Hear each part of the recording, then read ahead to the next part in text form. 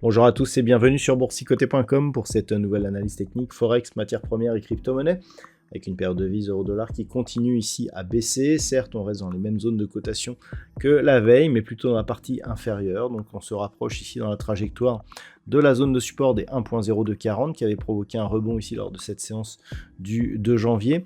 Globalement, ça reste négatif avec une alternance de contact entre la bande de Bollinger inférieure et la moyenne mobile 20 exponentielle qui agit comme une résistance. Donc on attend ici un retour, voire une cassure de cette zone. Attention, en cas de cassure, eh bien, le prochain objectif se situe à 1.01 sur cette paire de devises euro-dollar.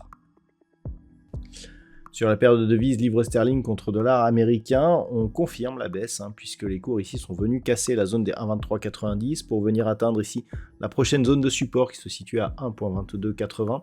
Donc on est vraiment dans la poursuite ici du mouvement. On confirme le contact avec la bande de Bollinger inférieure. On accélère ici à la baisse. Donc globalement, par le fait ici que l'on casse cette zone de point bas, eh bien on a une dynamique qui devient encore plus baissière, puisque là, d'un point de vue moyen terme, eh bien, on pourrait revenir ici sur cette zone des 1.2130. Donc clairement, on passe un cap. Cette zone ici, je vous l'avais signalé, il fallait la surveiller, car sa cassure nous donne un signal assez négatif pour la suite. Donc on le voit, on n'a pas de configuration survendue, pas d'excès pour l'instant. Et donc par rapport au fait qu'on casse cette zone et que l'on a cassé un point bas significatif, eh bien on peut s'attendre à une poursuite du mouvement. Le point de retournement de cette anticipation se trouve sur cette zone ici des 1.2520.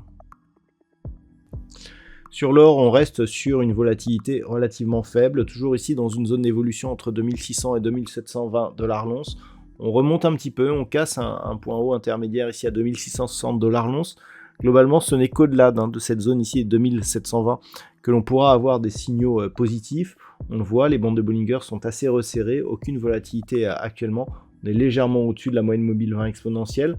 Donc pour l'instant, eh bien c'est neutre, petite préférence positive, mais pas de grand chose. Attention, une rupture ici de cette zone des 2585 $ l'once, à l'inverse, nous donnerait un signal plutôt baissier.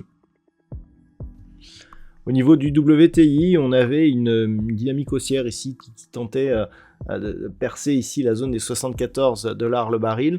On est redescendu puis on remonte, donc on est vraiment autour de cette zone. Donc globalement, pour l'instant, ça ne change pas grand-chose, même si on a la cassure ici de cette zone intermédiaire des 71.20.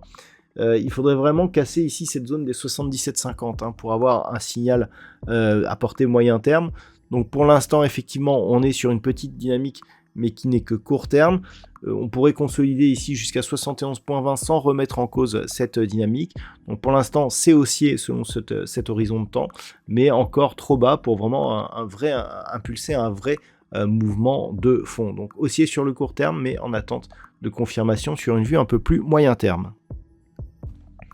Et enfin, au niveau du Bitcoin, eh bien, nous sommes ici sur une phase sur la zone inférieure du range d'évolution que nous avons depuis donc que nous sommes rentrés dans cette zone. Donc c'était dans le courant du mois de novembre. On oscille toujours au-dessus de cette zone des 92 000 $ pour un Bitcoin. Tant que cette zone s'impose comme support, eh bien, il n'y a pas de risque de consolidation. Par contre, sur rupture, là, clairement, on aurait des signaux qui changeraient un petit peu. Donc globalement, on est dans une phase de consolidation horizontale d'une tendance qui, d'un point de vue moyen-long terme, reste bien entendu haussière. Une rupture ici de cette zone pourrait provoquer une accélération assez rapide en direction des 77 800 $ pour un Bitcoin. On aurait juste ici une zone intermédiaire proche des 87 000 $ pour un Bitcoin. Donc pour l'instant, on reste dans la même configuration, mais attention à une éventuelle rupture ici de cette zone des 92 000 $ pour un Bitcoin. Voilà donc ce que l'on peut dire sur l'analyse technique de ces principaux actifs de marché. Je vous souhaite de passer une très bonne soirée.